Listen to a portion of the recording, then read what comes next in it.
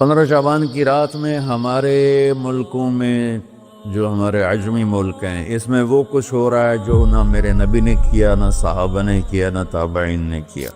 عجیب و غریب عبادات گھڑ لی ہیں، عجیب و غریب اس کے اعمال بنا لیے ہیں اپنی طرف سے۔ میرے نبی نے اس رات کی فضیلت بتائی، عمل کوئی نہیں بتایا، اور کچھ علماء نے اس کے رد میں اس کا اتنا انکار کیا ہے کہ اس رات کی کوئی فضیلت ہے ہی نہیں۔ یہ بھی ٹھیک نہیں۔ اس رات کی فضیلت میں جتنی احادیث ہیں وہ ضعیف ہیں، اور حدیث پاک میں آتا ہے کہ اللہ تعالیٰ اس رات میں ساری دنیا کے لوگوں کی بخشش فرماتا ہے سوائے 5 آدمیوں کی۔ 5 کے سوا سب اہل ایمان کی بخشش ہو جاتی۔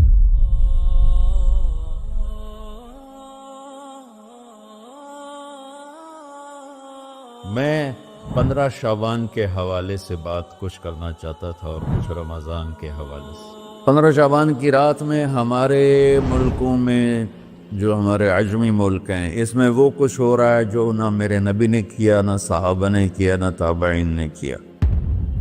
عجیب و غریب عبادات گھڑ لی ہیں، عجیب و غریب اس کے اعمال بنا لیے ہیں اپنی طرف سے، اور مسجدیں بھری ہوتی ہیں اور روشنیاں لگی ہوتی ہیں اور وہ آتش بازی ہو رہی ہوتی ہے۔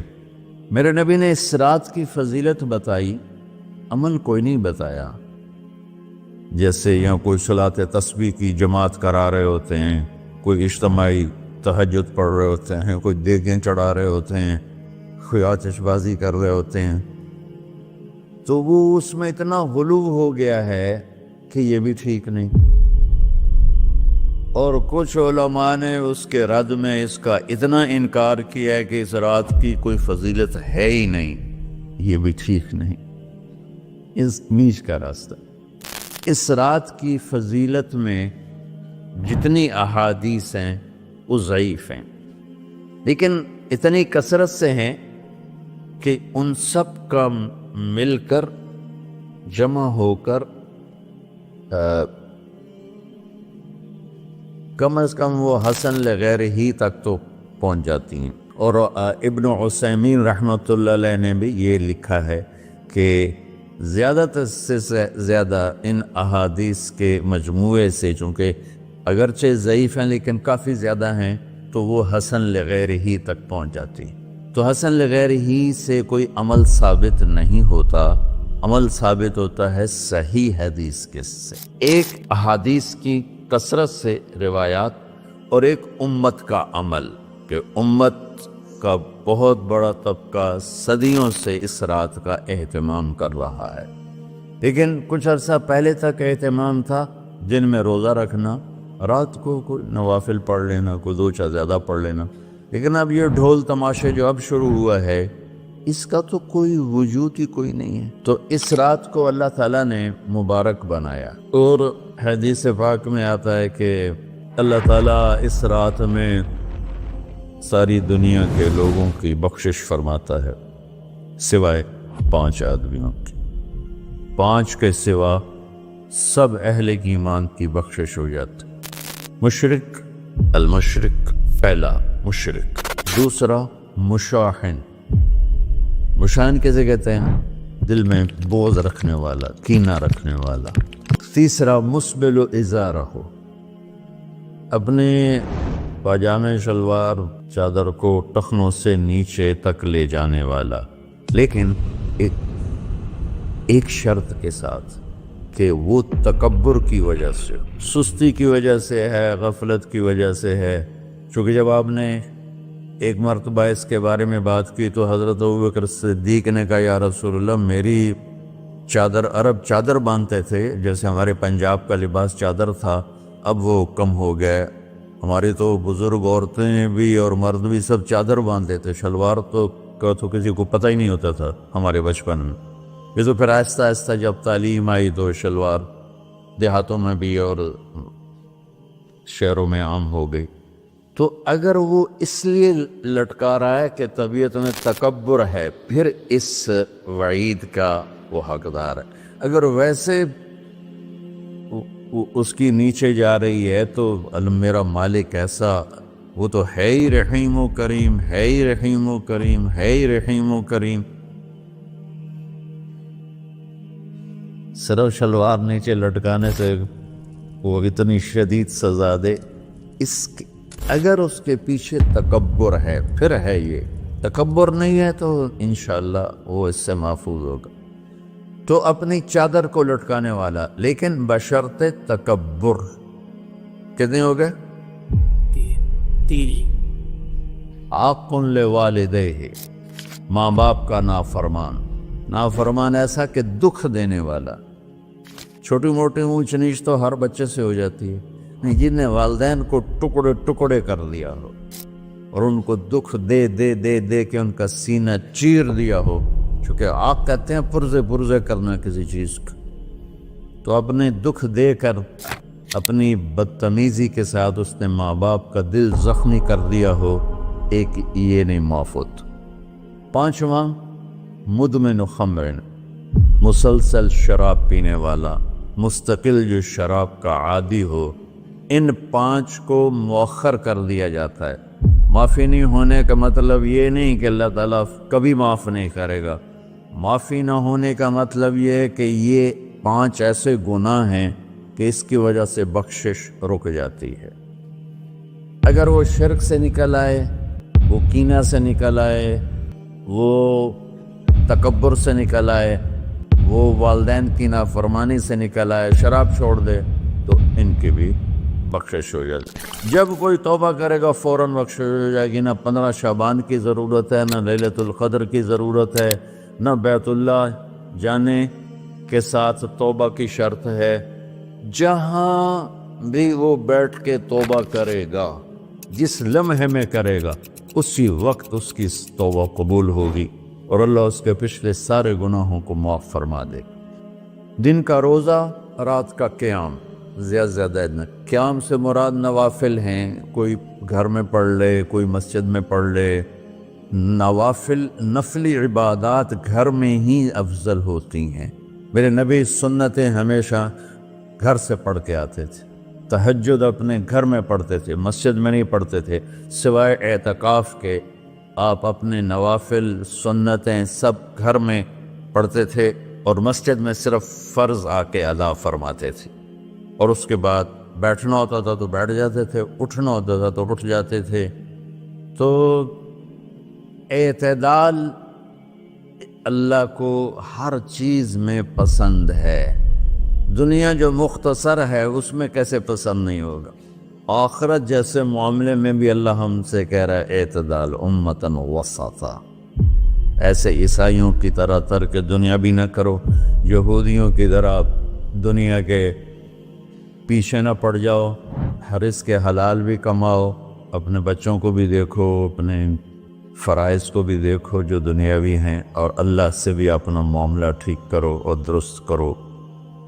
بعد کے زمانے میں صحابہ کے بعد سے ہی ایک انتہا پسندی امت میں آئی، ساری رات جاگنا۔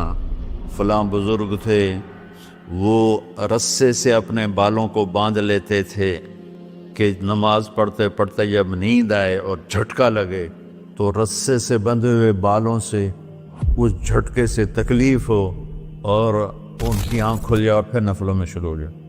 ایک فلاں بزرگ تھے، وہ اپنے آنکھوں میں نمک کا سرما لگاتے تھے تاکہ آنکھیں جل جائیں، اور اس میں وہ جلن پیدا ہو جائے اور نیند اڑ جائے۔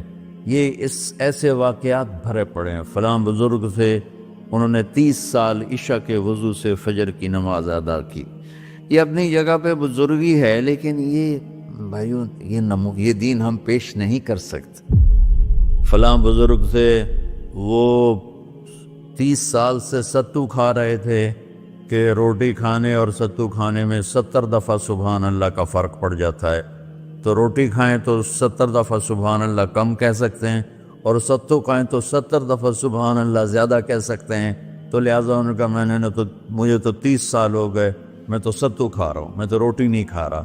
یہ دین نہیں ہے، یعنی یہ وہ دین نہیں جو ہم انسانیت کو پیش کر سکیں۔ یہ تو لوگوں کو دوڑانے والی بات، یہ راہبانیت کی شکل ہے۔ یہ وہ دین نہیں جو ہم لوگوں کو پیش کریں گے تو وہ کہیں گے واہ واہ واہ واہ کیا دین ہے بھائی، قبول کرو۔ یہ ایک قسم کا غلو آیا۔ میں ایک حدیث سناتا ہوں، بخاری شریف میں بھی ہے، مجھے اب ہر شے بھول گئی، لیکن وہ ہے نہی الغلو، اس طرح کر کے آپ لوگ زیادہ جانتے ہوں گے جو پڑھ رہے ہیں، کہ غلو سے نہیں۔ حدیث آپ کو سب کو یاد ہوگی کہ 3 صحابہ آئے اللہ کے نبی کے گھر اور پوچھا کہ اللہ کے نبی رات کیسے گزارتے ہیں؟ تو وہ گھر والوں نے کہا سوتے بھی ہیں، جاگتے بھی ہیں، کھاتے بھی ہیں۔ تو وہ تینوں آپس میں کہنے لگے وہ تو نبی ہیں، سوئیں بھی تو کوئی بات نہیں، اور شادی ہے کوئی بات نہیں، ہم تو نبی نہیں، ہمیں تو کچھ کرنا چاہیے۔ ایک نے کہا کہ میں ساری زندگی روزہ نہیں چھوڑوں گا، ایک نے کہا کہ میں ساری زندگی سوؤں گا نہیں، ایک نے کہا میں ساری زندگی شادی نہیں کروں گا۔ تو دیکھنے میں تو واہ واہ کیا بڑی بزرگی ہے بھائی، بڑے بزرگ ہے۔ ہمارے نبی کو پتہ چلا آپ نے تینوں کو بلا لیا، کہ تم مجھ سے زیادہ اللہ سے ڈرنے والے ہو، میں تم سے انا اتقاکم یا اخشاکم، الفاظ آپ لوگوں کو زیادہ یاد ہوں گے لیکن مفہوم میں صحیح پیش کر رہا ہوں۔ آپ نے کہا میں تم سے زیادہ اللہ کو جانتا ہوں، تم سے زیادہ اللہ سے ڈرتا ہوں، میں سوتا بھی ہوں، میں کھاتا بھی ہوں، میں روزے بھی رکھتا ہوں، میں چھوڑ بھی دیتا ہوں، میری بیویاں بھی ہیں، میں اپنی بیویوں کے پاس بھی جاتا ہوں۔ تم دین میں غلو سے بچو، پہلے امتوں کو ہلاک کر لیا دین میں غلو۔ دنیا میں غلو یعنی انتہا پسندی، ایکسٹریمسٹ ہونا، دنیا ہو یا دین ہو، دونوں میں اعتدال بچو، اللہ تعالیٰ کو پسند ہے۔ تو شعبان کے حوالے سے ایک علماء کا طبقہ اتنا رد میں گیا کہ ایسی نفی کر دی کہ جیسے ہے ہی کچھ نہیں، یہ بھی غلط ہے۔ ایک طبقہ وہ ہے جو پتہ نہیں کیا کچھ کرتا ہے شب برات کے نام پر، وہ بھی غلط۔ ساری حدیثوں کو ملا کر روزہ اور رات کا قیام، کہ رات کو اٹھ کے کچھ اللہ کو یاد کر۔ اس آیت میں بعض مفسرین سے غالباً بھول ہوئی، حامیم والکتاب المبین انا انزلناہ فی لیلۃ مبارکۃ انا کنا منذرین فیہا یفرق کل امر حکیم امر من عندنا انا کنا مرسلین۔ یہ لیلۃ القدر ہے، انا انزلناہ فی لیلۃ مبارکۃ، یہاں دوسرا لیلہ مبارک رات میں ہم نے قرآن کو اتارا۔ دوسری آیت کو جوڑو، انا انزلناہ فی لیلۃ القدر، ہم نے قرآن کو لیلۃ القدر میں اتارا۔ تو وہ آیت اس آیت کا ترجمہ کر رہی کہ لیلۃ مبارک سے مراد لیلۃ القدر ہے، 15 شعبان نہیں۔ لیکن بعض مفسرین جو بڑے لوگ ہیں، لہذا ہم سب کا ادب احترام کرتے ہیں، لیکن رائے کا اختلاف ہو، وہیں بڑے علماء میں ہی ہے، تو اسی کو میں آپ کے سامنے نقل کر رہا ہوں، کوئی اپنی رائے نہیں دے رہا ہوں۔ تو ان سے یہ صاف ہو گیا کہ انہوں نے اس کو 15 شعبان بنا دیا۔ یہ 15 شعبان کی رات نہیں ہے، یہ لیلۃ القدر ہے، کہ جس میں وہ پورے سال کے احکام اعلان کر دیے جاتے ہیں، وہ شب قدر ہے۔ اس میں بھی معافی ہوتی ہے، اس میں بھی معافی ہوتی ہے، لیکن شب قدر تو قرآن سے صحیح احادیث سے ثابت ہے، اور شعبان کی رات ضعیف حدیثوں سے ثابت ہے، لیکن کثرت حسن لغیرہ ہی اور امت کا عمل اس میں بہت بڑی گنجائش پیدا کرتا ہے۔ تو جو بچہ روزہ رکھنا چاہے ضرور رکھے، جو رات کو اٹھنا چاہے ضرور اٹھے، لیکن وہ اتنا نہ اٹھے کہ صبح سبق میں سویا پڑاؤ۔ تو ایسی عبادت نہیں چاہیے کہ آپ اپنے طلب علم جو فرض ہے اس میں آپ سوئے پڑے ہوں تو تمہارے خوراکوں سے سبق بھی متاثر ہو رہا ہو، تو اعتدال بچوں، ہر چیز میں اعتدال۔ تو اس میں یہ جو 5 ہیں، ایک مشرک، ایک مشاہن۔